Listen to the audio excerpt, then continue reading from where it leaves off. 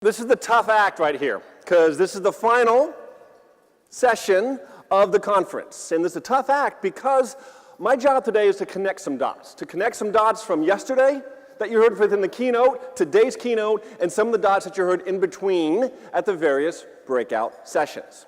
So the talk that I've been giving today is called Grande Growth, Getting Bigger by Acting Smaller.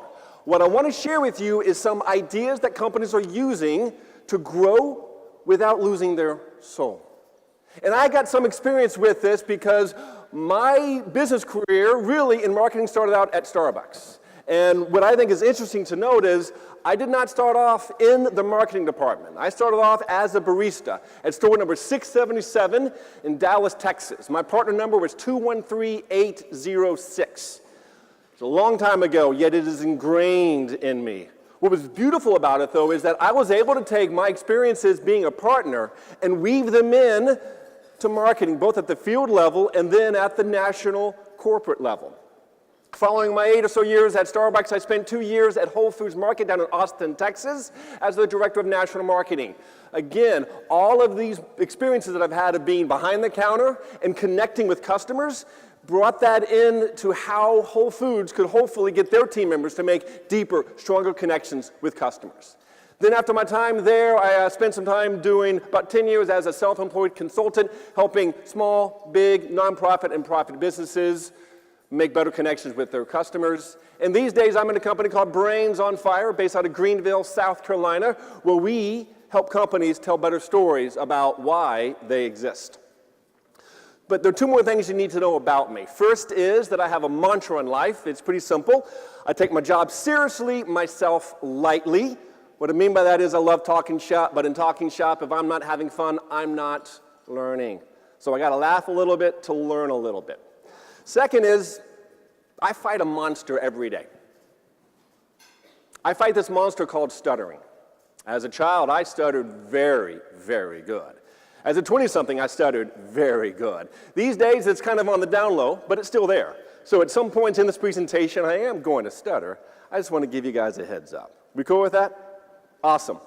So today, in the time we got left here, it's Grande Growth, Getting Bigger by Acting Smaller. And when we really think about businesses and growing, we have to fundamentally understand that every big business had to start off as a small business. It doesn't matter if a business is a conglomerate now. At some point, some decades ago, it started off as a small business. This is a photo of Starbucks from the early 70s with their one store in Pike Place Market. And it is a store that has got so much lore. When the founders of Starbucks started the business, they had no idea that they would become a global iconic brand. But what is amazing, though, is how this one store has become a symbol. So many evangelical Starbucks customers from all over the world, anytime they're in Seattle, they pay homage to this first Starbucks location. Starbucks began off with one store, founded in 1971. Today, they have over 23,700 locations, from one to many, many, many locations. More importantly, they have about 191,000 plus employees they call partners, and it's a $16.5 billion company. Obviously, something took root with this one store to find the success. But in this process of growing, Starbucks faced, and every business in this room faces this deal called the growth paradox. The growth paradox simply states, the smaller you are, the bigger you must look. That is, a small business needs to look big in customers' eyes. Because if you are small, a customer needs to have faith you're going to be there tomorrow. They need to have faith that you're going to be there after the sale. Faith that you are there for them. But a funny thing happens. By the time a small business becomes a big business, it's time for it to act small again.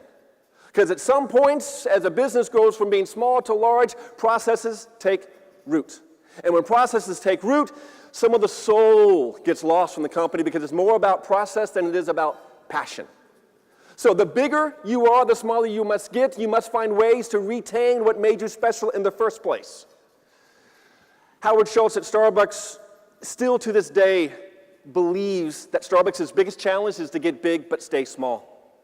Every business in this room, your biggest challenge, how can you grow yet not lose your soul? So I'm going to be sharing with you 6 or so lessons today. The first lesson I want to share is passion starts at the start. At the inception of a company is where a big seed of passion gets planted. John Mackey, co-founder and co-CEO of Whole Foods, had a very humble goal when he began Whole Foods Market. Initially, we wanted to have one store and sell healthy food to people. That was all the goal they had. One store to sell natural and organic groceries down in Austin, Texas. The company began in 1979 with a business called FRLA. Yes, a playoff of Safeway. A year later, they merged with a different outfit to become the company we know today as Whole Foods Market. Founded in 1979, but today 430 locations, $13.5 billion in sales, and 90,000 plus team members. Again, every big business started off as a small business.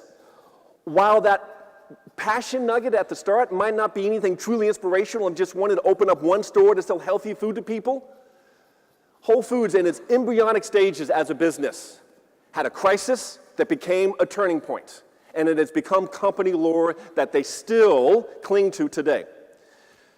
May 5th, back in the early 80s, floods ravaged Austin, Texas. Memorial Day weekend, 13 people died in these floods. And this one store was on its deathbed. This one store ravaged by the flood, decimated. This one store, everything had to be taken out. This was a fight or flight moment. Whole Foods had the decision, are we going to rebuild or are we going to leave? Whole Foods decided to rebuild. And in this process, they even kept their humor. The sign, Whole Foods Market, thanks you for your support, we shall return.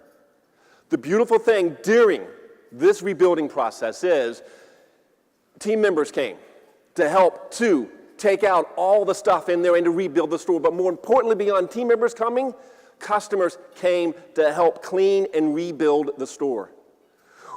When Whole Foods saw that their customers felt as though they were part of their community and that they wanted to help rebuild the store, that's when they knew that this crisis became a turning point, that they knew that they were on to something that could take this one store and make it big. This photo is shared at company headquarters. Everyone in this photo is dirty, but everyone in this photo is smiling. These are team members and customers joining together to celebrate that they have resurrected this one store. The flood story gets passed around as company lore to every new team member and to all of the executives to remind them that they had one point where the culture was able to really start to take root. And again, it's become a company campfire story. So this lesson number 1 of passion starts at the start. Every business had a reason for its beginning. As Don Diego talked about, there was a certain why behind a business beginning. You need to appreciate that founder story. And if you do not know why your company was founded, what the germ of the idea your founder or founders had, go back and learn that story. Relearn that story, and make sure that other people you know in the company who don't know the story know it. Second thing is that if you don't have a really great founder story, I bet you have the story of when you knew your business had turned the corner that you could find great success. Codify that story. Find ways to share that story at every new training for employees, as well as every opportunity you have to share with your current employees. So lesson number 2 on grande growth, getting bigger by acting smaller. I want you to obsess over your customers. Scott Stratton talked a little bit about this, and so did Don. Obsess over your customers. Because when businesses treat products like commodities, they start treating their customers like commodities. The last thing that we need in the hospitality world is to treat our products and services as if they are a commodity. Because if so, then we know that process has taken out the soul that we have. And we need to make sure that we never treat our customers as if they're replaceable, as if they are commodities. That is a commodified hamburger. I'm certain at some point in time that was a really, really tasty hamburger. But so much process has happened in the many decades that this become commodified. Is that still true? Do people still have the same fervent love for Starbucks like they might have had 15 years ago, 10 years ago? Their business has changed significantly, but the business has still been focused over obsessing over customers. They clearly know that customers want faster delivery times. They want to reduce the customer wait time. And so in the process, they've had to change how they make espresso beverages. I'm an old school Starbucks guy. I loved back when they would take the portafilter out, clink it, wash it off, dose out the espresso, put the portafilter back in, have a timer up top to make sure that when they hit the button to pour the espresso, 18 to 23 seconds would come down, the espresso dripping like honey. That was high touch. That was also the time when they might even toss cups from the main POS to the barista. This was even a time before they were able to write on the cups. So it was a very difficult job to keep every drink straight. But they've been able to find ways through technology, through smartphone, through the whole concept of being able to pay with your smartphone. Now over a quarter of all the transactions are done over the phone. Because they know that customers appreciate that. They're obsessing over that. Also obsessing over the taste that customers so love. Pumpkin spice latte is something that people now look forward to every single year. And Starbucks plays it up every single year brilliantly. Howard Behar was a longtime Starbucks veteran executive. And he's credited with saying this, and it's so true. Starbucks is not in the coffee business serving people. Starbucks is in the people business serving coffee. I think each one of you is not in the hotel business. You're not in the fast casual business. No, you're in the people business doing something. And if you start to think about your business from that point of view, it might change things. Because really, every marketing problem that we have is a people problem in disguise. Something about us not connecting with who we need to connect with to grow our business. Sluggish sales, not enough people are buying. Low retention rates, not enough people are buying repeatedly.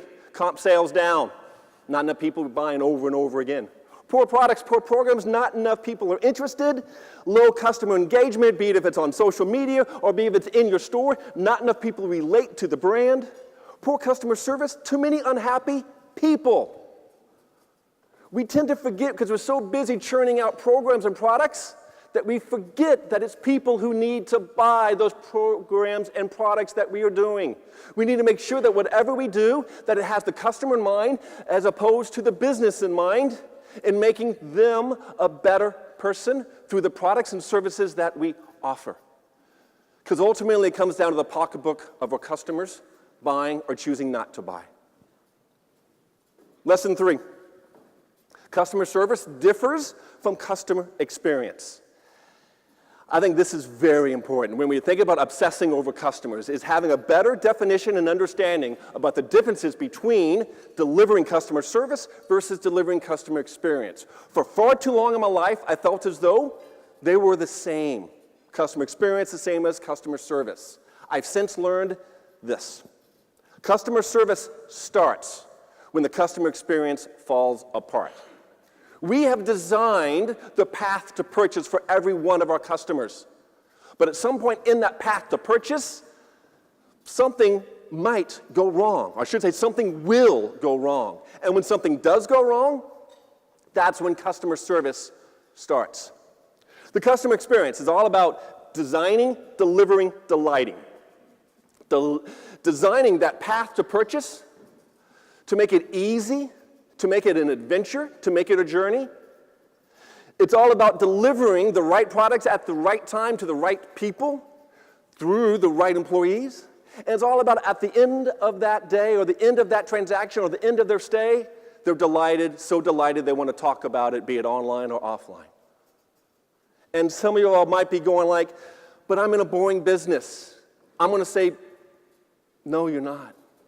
As John Coltrane, jazz icon, once said, you can play a shoestring if you are sincere.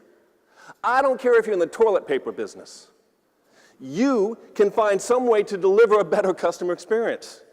But every one of you is in the business where people want to be happy.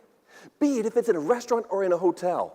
They're on vacation, or they are having an enjoyable meal, or maybe they were just catching up with friends. You have this wonderful opportunity to design, deliver, and delight your customers through great experiences.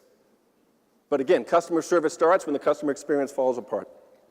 Whole Foods turned grocery shopping, which was a place that people thought was a chore, they turned it into a place to explore. Anytime you go into Whole Foods, you can see the produce is pristine. And there was something about the shopping experience there as you go to a conventional store. Even the smells inside Whole Foods smell fresher than if you were to go to a conventional store. They were able to take something as boring as grocery shopping and turn it into an adventure. I'm now living in the Southeast in Greenville, South Carolina, and Publix is, of course, a Florida company. And Publix is known for delighting their guests. Publix is known for their employees who deliver great customer experiences. The Publix that I go to in downtown Greenville, I experienced this 2 years ago, and I talk about it almost every chance I get. When I go there, I have my shopping cart and I'm there, and I'm going to be guaranteed at least 5 employees there are going to look me in the eye and say, "How are you doing today? Can I help you find anything?" It's not like some places to where we've all experienced it, the hi in the hall deal. "How you doing? Good to have you here. How you doing? Good to have you here." They don't take time to make eye contact.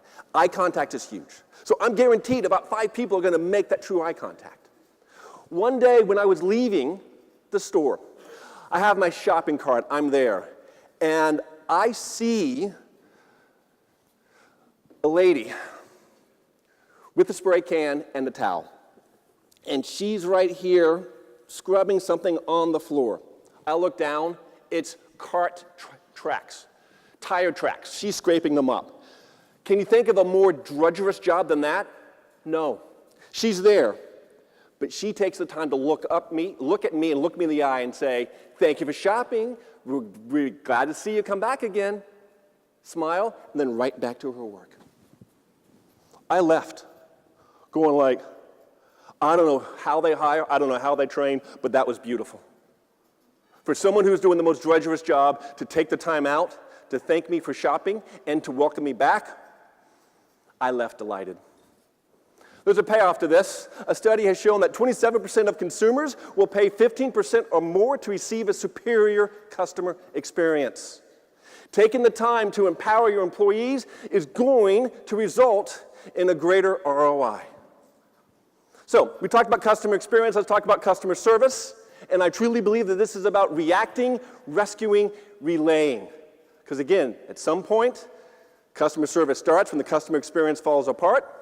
Miles Davis, since we heard from John Coltrane, let's hear from Miles. Jazz icon. When you hit a wrong note, it's the next note that makes it good or bad.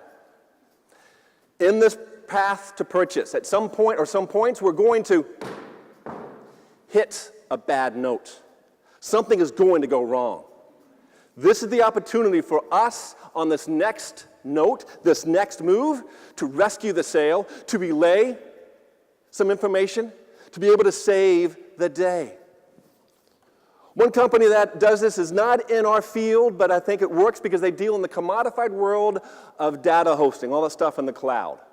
Rackspace is a B2B business based out of San Antonio, Texas, and they have this fanatical support promise.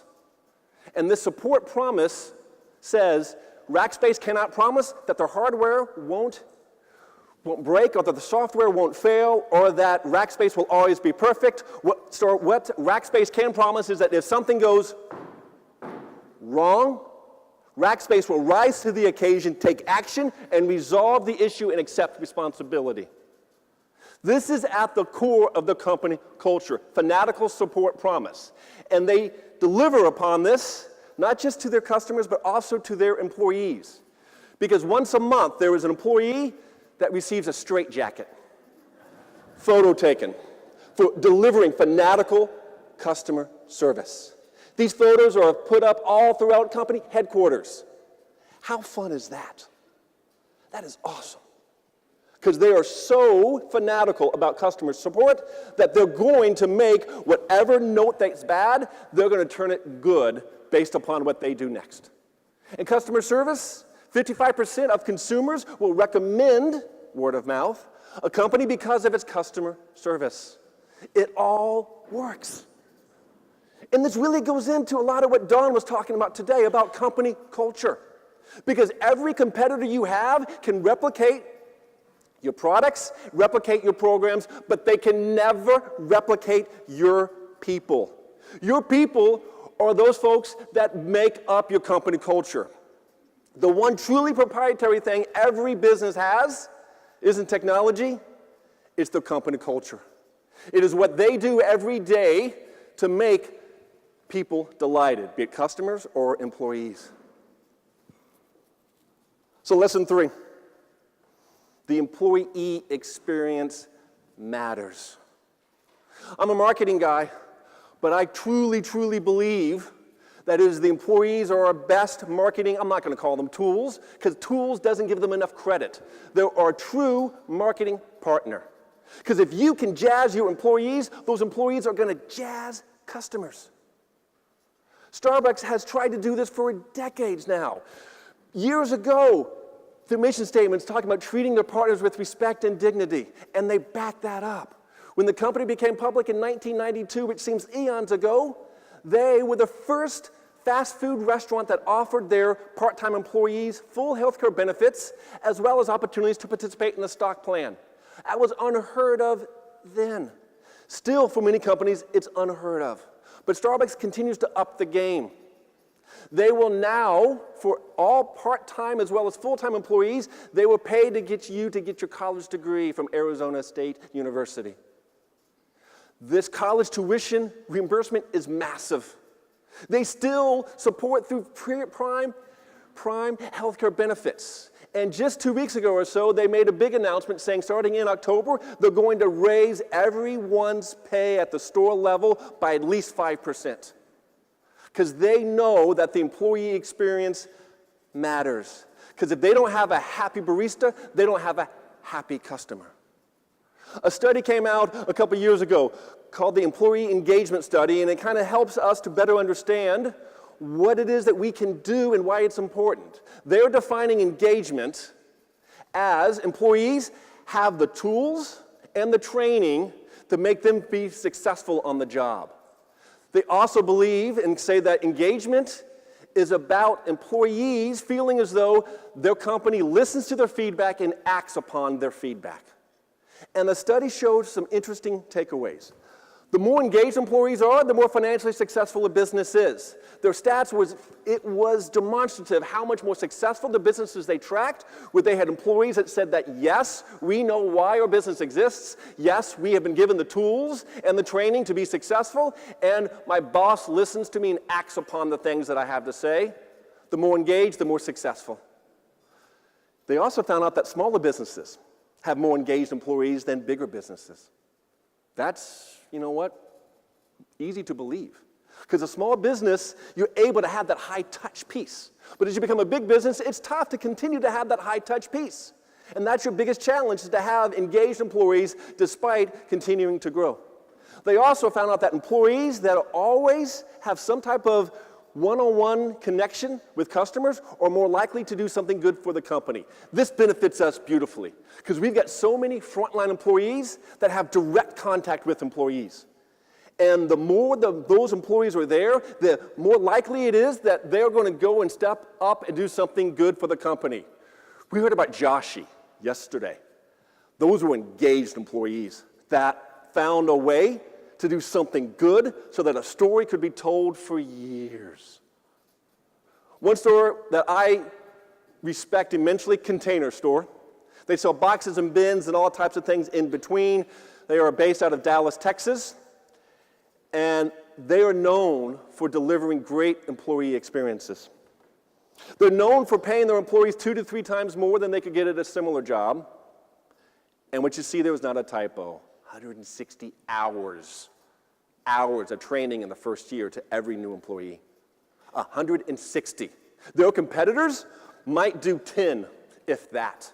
But 160, because they want to make sure they have knowledgeable employees to pass that off to their customers. And they get 40% off anything in the store. You're probably scratching your head going like, 2 to 3 times more in pay. How can they rationalize that? They make the business case, by saying the one great employee equals 3 good employees. One great employee is up to 3 times as productive as 3 good employees because they're so engaged. So when you start to look at it that way, hiring those folks is paramount to success. And I think companies that are small needing to get big and big needing to get small must hire some bodies, never warm bodies. We all know those times where we say we gotta hire, and you might compromise on who it is that you hire. Don't. Because once you start to compromise who you hire, you start to chip away at your company culture. Container Store does something I think very interesting. When they hire, they're trying to find great people. Because Kip Tyndall, their co-founder and chairman, says the best thing that we can do for our employees is to surround them with great people. The best thing you can do for your employees, hire great people. Container Store does this. They have an interesting job interview process. When they're looking to hire people for their store-level employees, they have sort of a cattle call. They have about 15 to 20 prospective employees come in, and they get chairs, and they sit in the middle of the store. And they're sitting in the middle of the store, and the store manager there is talking to them, telling them all about the Container Store. And they're shaking their head, they're answering some questions, they're seeing who the prospective employees could be, I should say, their new friends, hopefully. But at some point during this interview process, the store manager gets up and says, all right, y'all, I want you to go out in the store, and I want you to find a product that you love and come back and show and tell. So these prospective employees have to go out in the store and find a product that they love or that they know about. They got to bring this product back up and do show and tell. It's a beautiful, beautiful test because that store manager instantly knows who's a fit and who's a misfit based upon the story that they tell. Starbucks has a similar process. Back in the day, something called the coffee cup test. When a prospective barista would fill out the job application, they would come into Starbucks, and they would have the job application there, and they would go, all right, okay, hello, Matt, fantastic. You can work weekends, this is great. Let's talk. Can I get you a cup of coffee? Matt shook his head, please, yes. You would be shocked at some folks that would say, no, thank you, I'm fine. Wrong answer. They're applying to work at a coffee shop and they're turning down a free cup of coffee to talk with the store manager. So let's just suppose Matt wasn't good and he said that, no, thank you, I'm fine. On this job application, I write 110 in the top right-hand corner. Matt and I go off and talk. And if Matt doesn't just knock my socks off with his charisma, and he might even say, you know what, I've already had 5 cups of coffee today, one more would put me over the edge. Bam, that explains it, great. But if he doesn't knock my socks off with seeing some sort of energy there, this 110 becomes a no, because he turned down that free cup of coffee. There are all types of tests we can do to hire employees, not just for the company, but to bring employees onto our teams. What is a test that you can do that you can call a passion test to determine who's going to be a cultural fit or a cultural misfit at your company or on your team? Because those companies that are small getting bigger, they know the paramount need for great employees. Lesson number 5 is, it's not about you, the brand. I know this is a marketing operations conference. I'm a marketer, and this is sometimes tough to say. It's not about you, the brand.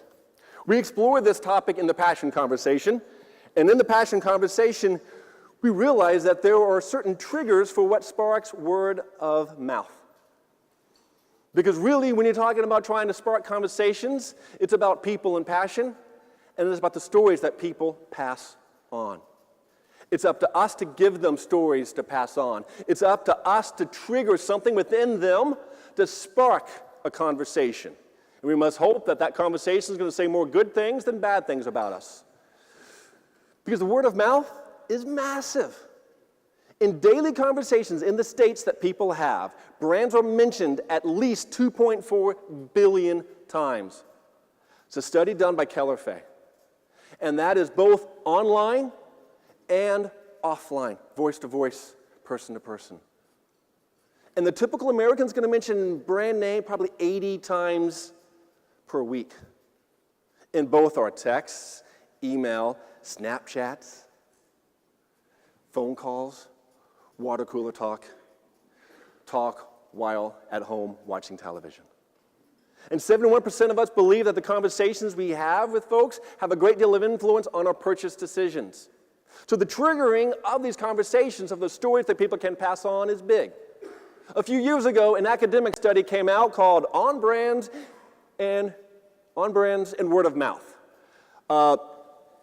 Some of these papers are very dense. Academic studies are very dense. And so this was the only time they used the word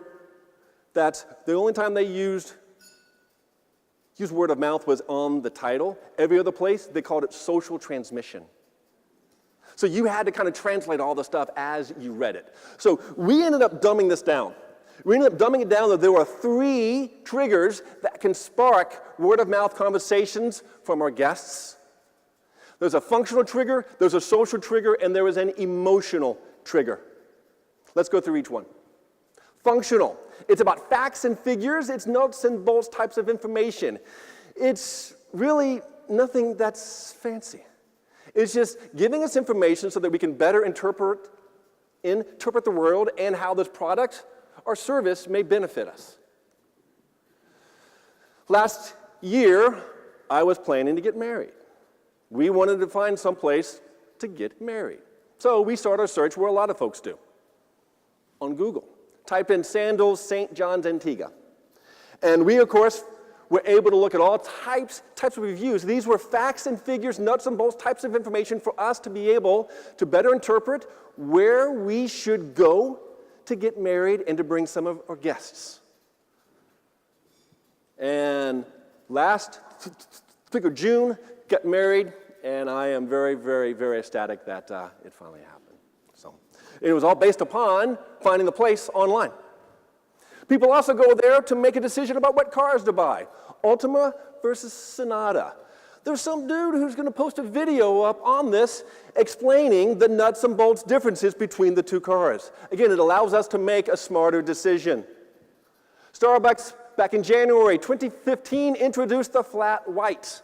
This is a beverage that began back in Australia a decade or so ago and is very popular in Europe. But it's a very confusing drink to understand what a flat white is. It's basically, it's a latte with an extra shot, basically. But Starbucks wanted to kind of explain exactly what goes into a flat white when they were introducing this new product. And so the signage in store went old school Starbucks, explaining the differences between the types of espresso drinks that were out there, and then getting into better clarifying what a flat white is. There's nothing sexy about these in-store promotional posters, but they were able to spark some functional conversations. Think about Uber, and you had to have someone probably show you how to use it. And in that conversation, it was functional about what you do to set your pickup spot, what you then do to, of course, make sure that the car that you have is coming, blah, blah, blah. Someone had to probably teach you how to do that, and that sparked a functional word-of-mouth conversation. So where is this from? Southwest Airlines. How many people still don't get this? It is amazing how many people still do not get how to line up correctly for Southwest Airlines. It always sparks a conversation with someone there to teach them how to go about doing it. So again, these aren't sexy conversations, but these are conversations that are sparked that people need to help them with products and concepts that are new or somewhat complex. That's a functional trigger to spark a word-of-mouth conversation. Now let's go to this social trigger. This is the trigger which people can use to express their individuality, to signal something about themselves that makes them different from everyone else. The social triggers happen everywhere, online, offline. And it's all about trying to express our individuality. I can think back to me in high school. this would happen. When some cool kids would be off on Tuesday night going to see a concert. And on Wednesday, they're proudly sporting that concert t-shirt. And say, look at me, I'm special. I got to see Triumph last night.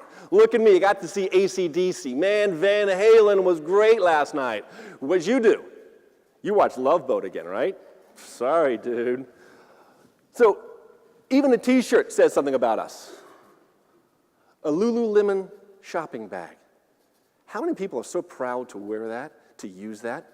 It signals something about them that once we see someone having that bag, we automatically attach them. Oh, they're healthy. They're into yoga. A Patagonia hat says so much about someone that chooses to wear the hat, we automatically know they love the outdoors. And they deliberately wear that hat because that hat says something about them. Today's political world, having a yard sign signals who we are for, be it a Republican, be it a Democrat. We signal our individuality. And online, this happens far too much. When we have a good friend take a vacation, many times we take a vacation with them. Because they're telling us every single place that they go. Okay, Disney's Animal Kingdom. Oh, look at this. We're at another restaurant. We're having a fun time. You're not. You're at home. Oh, look at this. Yik yak. Oh, now beautiful start of another epic day. Last supper. Oh, last ride. Every time someone posts something on to Facebook that they're doing, I'm guilty of this too. I love really good beer. Any photo that I post online through my Instagram account is a beer photo that is a unique beer. Because again, it signals to folks that, oh, John is a beer geek. And it sparks conversations. For us, the big takeaway here is that if we have a distinct, unique brand personality, the easier it is for people to project the uniqueness through the brands that we manage. Because it's not about you, or not about getting people to talk about you, the brand, it's about getting people to talk about themselves.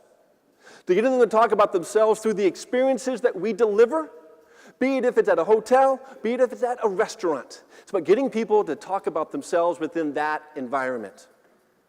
So we've talked functional, we've talked social, let's talk emotional. This is about giggles and glares, good, evil, love, hate, things on the extreme. Anything that does not trigger an emotional response doesn't get talked about. Things get talked about if it triggers it on one of the two sides, going to the edges. Humor is a great case in point. We see so many Super Bowl ads that are about humor, because that sparks laughter. Ryan Reynolds commercial, let's just say. But we also see it being played in boring categories such as insurance. Flow. Doesn't spark a functional conversation, but it sparks a laughter conversation.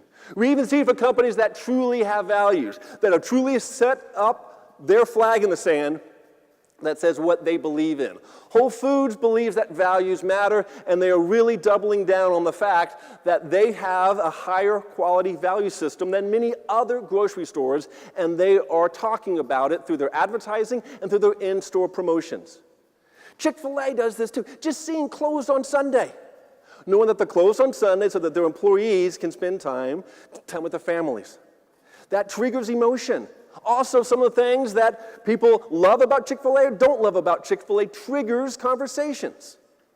It comes down to this, and this is an odd person to throw in here, but Chuck D, founder of Public Enemy, a hip-hop group back in the 80s, that was at that time espousing a very political message, something that connected to some folks that wanted meaning within their music. This applies to us, though. Before people can buy from you, they've got to buy into you. Before we can have people buy from us, they need to buy into why we're doing what we are doing. Dollar Shave Club was just sold for how much money? God, wow. $1 billion, right? $1 billion. This company is like 5 years old. This company was founded on the premise of getting people to buy into them because they were fighting this injustice of people having to pay too much for razors. And they triggered a lot of conversations. They even used a little humor to introduce themselves. Fox News sparks emotional conversations. Some people love what they say, some people hate what they say, but they're talking. Shake Shack sparks conversations because, again, they also want to up the game on quality standards because it's not a commodified hamburger, it is a glorified hamburger with better ingredients. Brands that can evoke strong emotions, either positive, negative, love, hate, giggles, glares, they're going to get talked about. They're going to get talked about. But there's something more important here, though. You got functional, social, emotional. But there's also another trigger that I think is vital for us. It's this operational trigger that can spark conversations from our guests that will hopefully lead to positive conversations with others. I'm talking about customer touch points. Within a hotel, within an establishment to eat, there are thousands and thousands of these touch points. And these touch points can become talking points. I was really clued in on the importance of touch points back at Starbucks. A buddy of mine, Paul Williams, and I would love to go in to Starbucks stores and just see what the whole experience was like. And sometimes we would find ourselves saying this word, this phrase. Oh, a customer will never notice that. Wrong. Anytime you are walking your stores, walking your hotel, walking your property, and go, a customer will never notice that the lawn needs to be edged over there. A customer will never notice that the baseboards are dirty. I especially found this thing out going to the dentist about 5 years ago. At the dentist, what happens? We lay back and we look at the ceiling, right? So I'm laying back, looking at the ceiling. They're cleaning my teeth. I noticed a grotesquely dirty tile. And I'm going, they probably said, oh, a patient will never notice that. We'll just try to cover up with a Charlie Brown poster. No. And it's there. So in my mind, I'm going like, if they can't keep their ceiling tiles clean, how are they able to keep my teeth clean? It just was in my head. There were thousands of these customer touch points that can become talking points. When I lived back in Texas, down in Austin, Texas, I was there to see a burger joint open up that practices this brilliantly. Mighty Fine Hamburgers. When you go to Mighty Fine, the first thing that you see is their menu, and you also see their personality. They're not going to call ketchup, ketchup, mustard, mustard, mayonnaise, mayonnaise. No, it's red, yellow, or white. They acted with deliberate intention to say, let's use those words. Also, when you go there and you have the employee behind the counter who says, welcome to Mighty Fine, can I take your order? And if a customer then says, oh, well, thank you, how are you doing today? 9 times out of 10, their employees say, mighty fine, thank you. That little itty-bitty touch point becomes a talking point. But they have thought about every single place in their stores. What you see over here is outside the men's room. That is a hand jacuzzi where you can clean your hands by putting it in this jacuzzi, kind of like a car wash, but for your hands. Yeah, just like this guy's doing. And you have towels right outside. They could have easily put a faucet and soap right there, but no, they deliberately did something different. Touch point, talking point. For kids, stickers, I have clean hands. It's just all these little things that can be done. Now let's go back here. This is the men's room outside. This is the men's room looking out into the dining hall. Again, bam. Bam. I don't know why they do this. I can look outside in the dining hall and see people. They cannot look in the men's room, but I can see them outside there. It is weird. Weird. I don't get it. I don't know why they even started it. I don't know who had that. That is a classic idea. They say, oh, no ideas are bad ideas, but let's put this idea over here.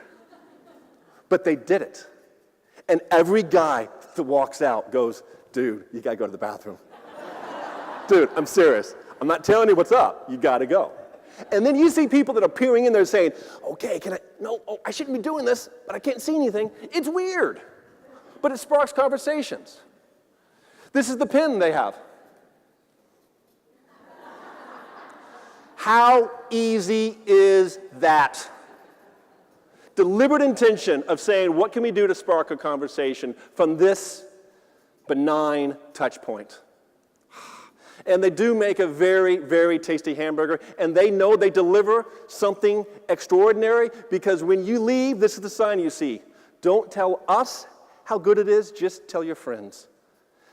You got to have a lot of confidence in what you do to put that sign up. And they do have that confidence, because they have thought about every single customer touch point, and they have done something to spark a conversation. So as we start to kind of wrap this up, lesson number 6 of 7. I want you to think about pricing. Pricing that tells a story. Because I think every one of us wants to have pricing power. And pricing tells a story. So Jeff Bezos says there are 2 types of companies out there. Those that work to raise prices and those that work to lower prices.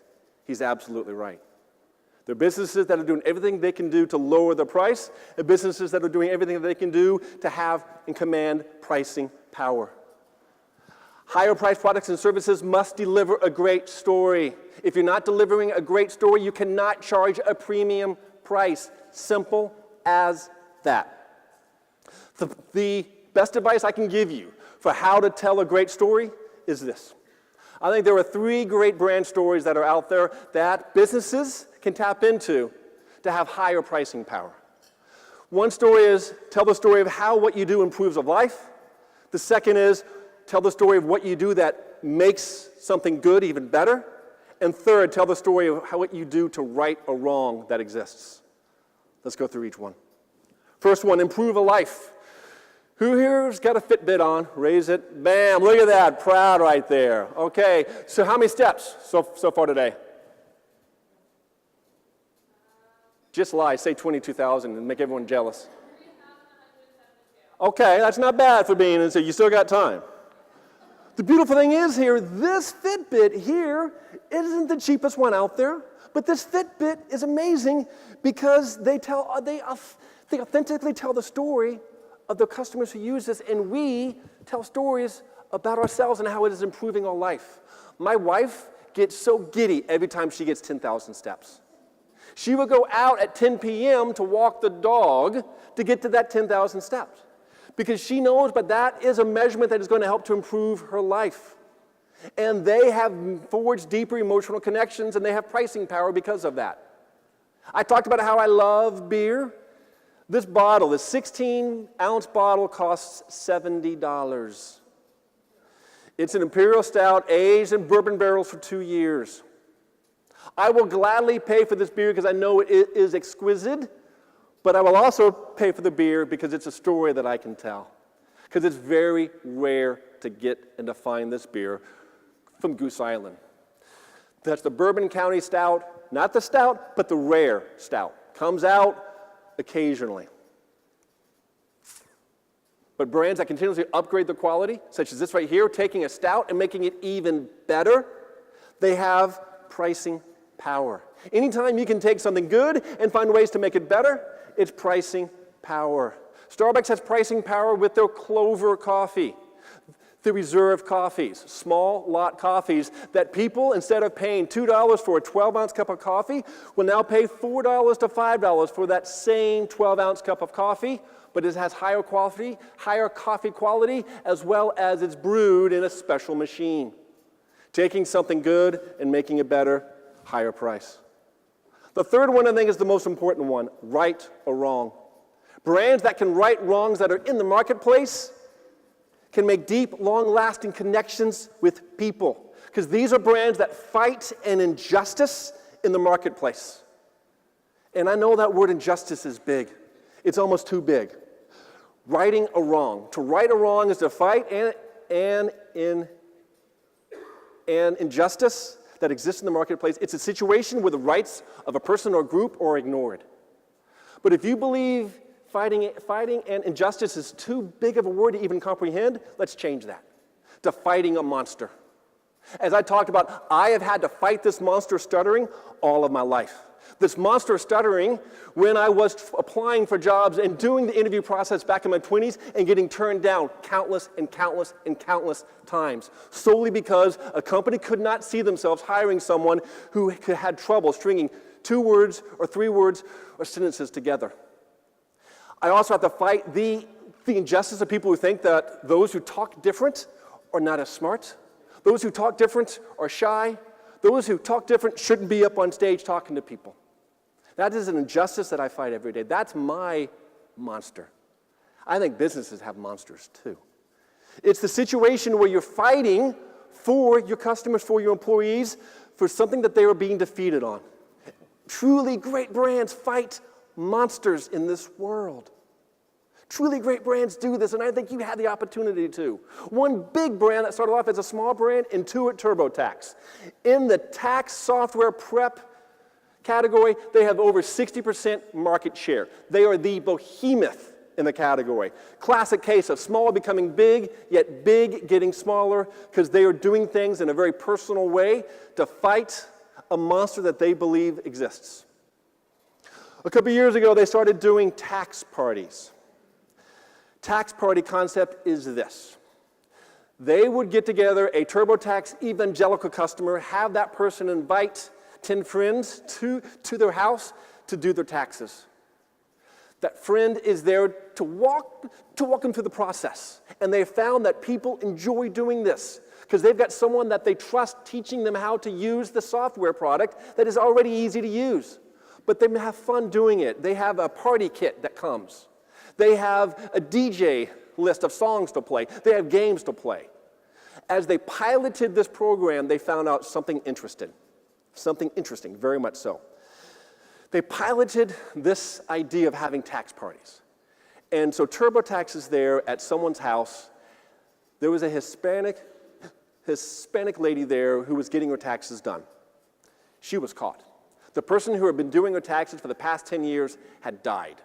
She didn't know what she was going to do. So she was extremely thankful to be here to have someone help her get her taxes done.